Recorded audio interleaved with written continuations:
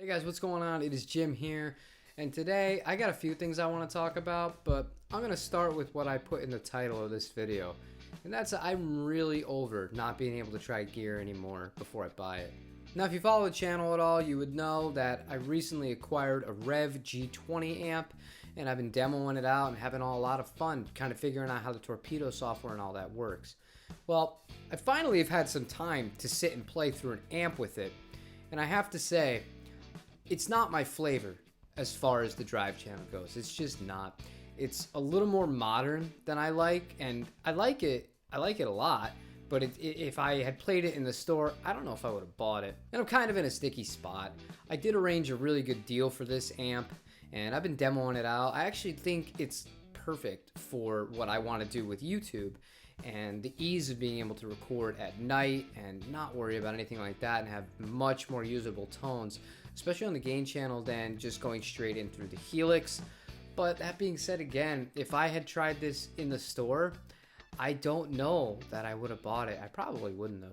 But I think what I'm going to end up doing is I'm going to keep the G20, use it for YouTube, use it for when I go out and play with my wife, because again, I was really impressed with the clean channel, and I can basically make the Helix do the heavy lifting as far as the effects and stuff like that. Good clean bass with this, be able to DI out and record all of it onto the MacBook, so that'll be pretty cool.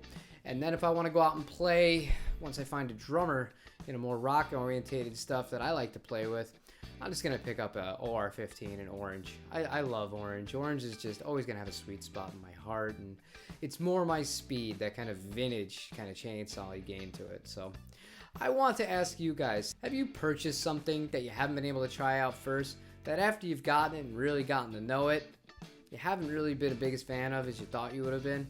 Let me know in the comments. First world problems, guys. In other news, I got to hear the final mix of the album I finished with my buddy Dave in the recording studio in San Diego. I'm super happy with it, and I don't know, maybe it's because this guitar features on it really heavily. I haven't been able to put the thing down. God, I appreciate it more and more every single day, and I'm really excited to hear it once it goes off to master, comes back, a few more weeks. That's all it's going to be. Can't wait to show it to you guys. But speaking of that band, Dave, the guy who sang on the album, he plays bass and a little bit of guitar too.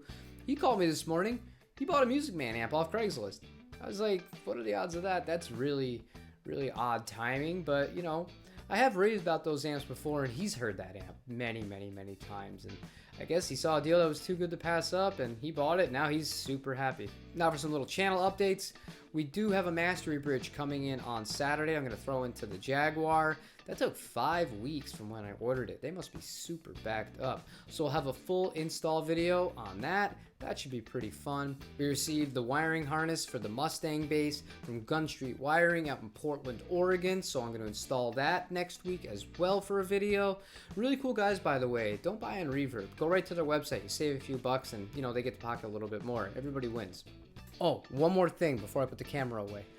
I'm going to be starting to live stream. I want to know if you guys would be interested in it, what you would like me to see, whether it's, kind of guitar reviews, unboxing guitars, just playing, theory stuff, just shooting the shit, talking, whatever. Let me know in the comments down below. Also, let me know what kind of time of day works for you guys. We can maybe work something out. And last but not least, tomorrow we will have a review of a guitar you could purchase on Amazon for a very, very low price. This guitar is not for me. We are not keeping this guitar, just putting that out there, full disclosure. And somebody asked me to do it, so I figured I would oblige, not a big deal. If you like what I'm doing, leave me a like. I really do appreciate it. Leave me a comment. Let me know about that piece of gear, if that's the case, that you've kind of regretted, that if you had tried it first, you wouldn't have bought it.